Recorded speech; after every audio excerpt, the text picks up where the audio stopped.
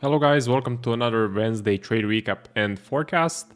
So we're starting with the euro and the US dollar. I did take one trade which you will see later in the recap. The markets, well, I'm seeing some movement. It's not that corrective. I mean, it is corrective, but it's not that range bound. So we are seeing some movements up and down. We are seeing some large ascending and descending channels, which is usually a good sign that we will get some nice trades. Now, what you need to know is December, according to my backtesting, which is starting in a couple of days, has not been the best month for the 1 hour chart and trading this strategy on the 1 hour chart, but I have seen some nice trades. For example, on the euro and the US dollar, I saw a couple of Decembers in the past 10 years that were really big and had some really big trades. So I will be trading through December, but I will be focusing on very high probability setups, I would say. So that being said, let's get into the recap. Let me identify where the last Wednesday was. So it was around here. That was the last recap. And on EU, I did not take any trades. So there was this flag. I didn't take it because I wanted a larger, wider range because of these double wicks right here. Then we created this sort of a V reversal, not the cleanest. And then we pushed up in this ascending manner. So basically, we were ascending all the way here, and I was not looking for any setups. Price was kind of corrective, breaking the highs, breaking the lows as well, breaking the highs, breaking the lows, breaking the highs, now broken the lows and started descending. So what I am actually expecting right now is a bit more range bound price action. Unfortunately, it is what it is. I mean, we are being patient. Patience is absolutely key, especially if you're a swing trader. You're gonna be patient most days. Most days you would actually take 0 trades, and when you do take a trade with a low win rate, it's most likely going to be a loss. So yeah, it's hard. Trading is hard, but with patience and with focusing on the large sample size, so your results for 1 year, not 1 week or 1 month or 3 months even, then you can be very, very profitable. Okay, so this is range bound, and I'm looking for better price action, looking for a large push up, or I'm looking for a large push down like so. Okay, EU is not on my radar right now. It's too range bound. Then we come to EJ. Now EJ has been printing a very, very clean ascending channel. So this was the last Wednesday. This was around the time of the last recap, and price was definitely very, very ascending, as you can see here. Why do I say it was very, very ascending? Well, because we were just breaking the highs. So you see these dotted lines, they represent the break of the most recent high, and there is no break of the most recent low. So this would be a break of the most recent low, and this one as well. But here we have 1, 2, 3, 4, 5, 6, 7 breaks of the most recent high, 7 consecutive breaks of the most recent high. Now this is a super, super high probability formation for the price to actually drop to the downside and do something like this. Okay, one more thing, it's not just about the breaks, it's about the breaks being very corrective. So here we had a little bit of strength, here we had very little strength, here we had very little strength again, and then on the top we just broke and left a wick. Okay, so that is something that's a clear indication of a slowdown of momentum to the upside.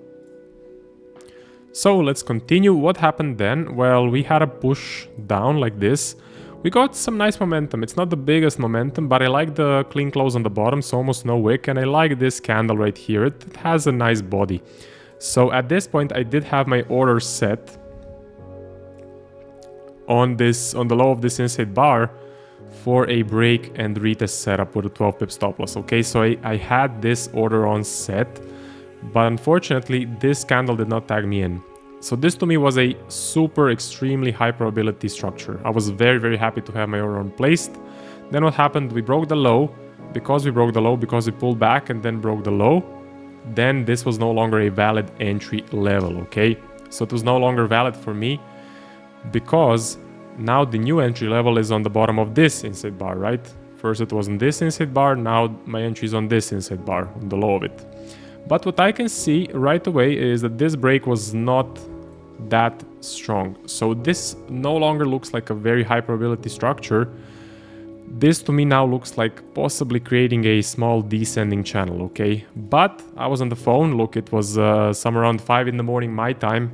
I was on the phone, just woke up from sleep, was very tired, and I was too lazy to go on the PC. I checked it on my phone, saw this ascending structure and said, well, this looks high probability. Let me set my order on right here as well, which is exactly what I did. But if I did come to the PC, I would have seen that this break is not convincing anymore, okay? These sort of structures are not that high probability. So what usually happens after this is you basically get tagged in, and then in the same candle, price just drops, okay? And then you get something like this. What you do not want to see is a retrace and then a small break and then another retrace to your entry level. So yeah, if this break was bigger, like this, on my phone it did look very big, because on my phone it looked like this, okay? But here on the PC it does not look that good. I got tagged in and I got taken out for a 1% loss on this trade. So this was a 1% loss. It wasn't a high probability trade. Looking back at it, doing a review, I should not have taken it, but it is what it is, it happens. So I now know that I need to be very careful when I wake up during the night, because I tend to take some very silly trades because I'm too lazy. I'm not thinking clearly. I'm on the phone. So yeah, just my analysis is not the best. So now I know to be a lot more careful during the night. We can continue, took a loss there. I wouldn't take that trade again. It was not a good trade. And then let's see what happened. Click the exit replay. Price ascended a bit more and then it went down. No valid entry formed. So for me, I saw no entry forming anywhere here. But again, we kind of expected this move down, right? We expected it because we saw this very, very clean ascending.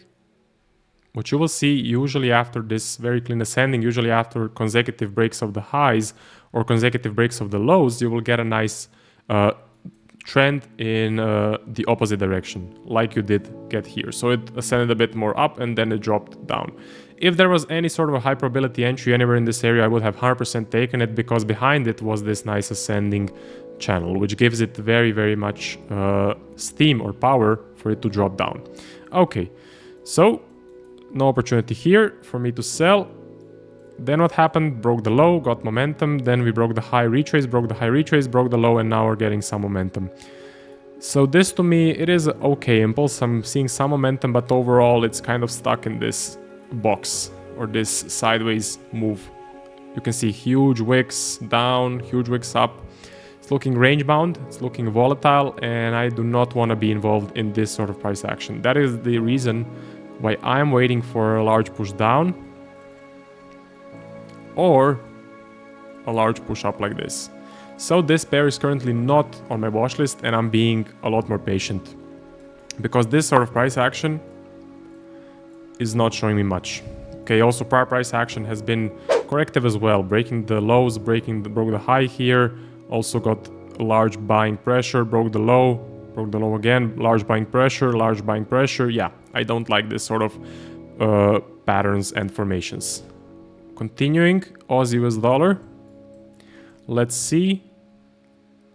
Wednesday was somewhere around here. Then we ascended on this pair as well. Got a okay ascending, not the cleanest because we did break some lows in the process. You can see broke the low, broke the low, broke the low here, broke the low here. Look at the dotted lines, so not the cleanest. Then we got impulse up. I was looking for an entry pattern here. A high probability entry pattern did not form, unfortunately. And then we broke the high and we retraced. Then we broke the low, retraced, and we are now creating sort of a descending structure. Right, so a bit of a descending structure here. Again, I'm not seeing any high probability patterns. This to me is not looking clean. The candles are not looking clean. Huge wick down, huge wick up, huge wicks right here, huge wick. This looks like a news candle, okay? So yeah, not the sort of price action I want to be seeing if I'm looking to buy or sell. And that is the exact reason why I'm being a lot more patient with the Aussie US dollar, and I'm waiting for a large push up or a large push down or any sort of other high probability pattern and a high probability formation. Okay, Aussie JPY. Let's see this one. Where was Friday? or sorry, Wednesday. Yeah, ascended up, definitely ascending up. No valid or high probability entry for me. Then we got this V reversal. Now this to me was very, very interesting. This sort of a pattern, when you get an ascending structure, you can take a look at it on the charts. Ascending, and then you get a V like this. It usually continues up, usually starts a very nice uptrend. Not always, but a lot of cases that will happen. So I was definitely looking for this to continue up, for me to buy somewhere here or here, okay? Unfortunately, that did not happen this time, okay? Again, it's not going to happen every time. Instead, it dropped down, then started descending to the downside, and then it printed a huge wick to the downside like this, okay? So right now, it is descending. It's looking cleaner than other pairs, I have to say. Why? Well, because I'm seeing it break the lows, break the major lows, and just retrace. I'm getting weakness every single time. Weakness, weakness, huge weakness, right? Huge wick down. So this has potential. This pair is on the watch list because we also got 1, 2, 3 consecutive breaks of the low as well. So I would not be surprised if we break this low one more time and then possibly start a nice uptrend. If that happens, I'll look to buy somewhere in this uptrend on the pullbacks. Okay, that is my plan. That is my game plan for the Aussie and the Japanese yen. I'm liking this formation. I'm liking this descending channel, and it definitely looks better than all of the pairs that I just covered. Okay, so that is what I'm expecting on the Aussie Japanese yen. I'm expecting this to happen, and then I'll be looking to buy. I need a confirmation. I need the large push up. Without the confirmation, I don't do anything. I need the confirmation. Pound US dollar. This was Wednesday. Again, very clean ascending as well. Look at this. 1, 2, 3, 4 consecutive breaks of the high, right? It broke the low here, so not the cleanest. But yeah, definitely a very clean ascending right here. Correctively broke the highs as well, so just broke, retraced. Broke, retraced. Here, broke and continued a little bit. So I was looking for this to reverse. I was looking for this to drop down and give me a nice entry. Unfortunately, it did not happen. We continued up, pushed one more time, and now it's breaking structures, it's range bound, it's flat, it's printing wicks, huge wicks up, huge wicks down. So not the cleanest price action. This pair is not on the watch list. I'm looking for a large push up or a large push down. Okay, that is what I'm looking for on the pound and the US dollar. Currently, I'm not interested in anything on the pound. I need a better high probability pattern. NJ was very interesting as well. It was printing a very nice ascending, definitely. You can see, so starting from here, 1, 2, 3, 4, 5, 6, 7, 8, 9. Okay, at this point, I was definitely looking if NJ will reverse, New Zealand Japanese yen. I was definitely looking for this and then to sell on the pullbacks. Unfortunately, that did not happen. Again, it's not going to happen every time. It's not guaranteed. But on, let's say, 100 of these formations, on these patterns, I would say 70% of them, maybe even more, will drop to the downside like this. Okay, those are the statistics. And then you just sell when it drops. That's how to trade. That's your trading edge. Continued up correctively again because it kind of struggled and then it just dropped right here.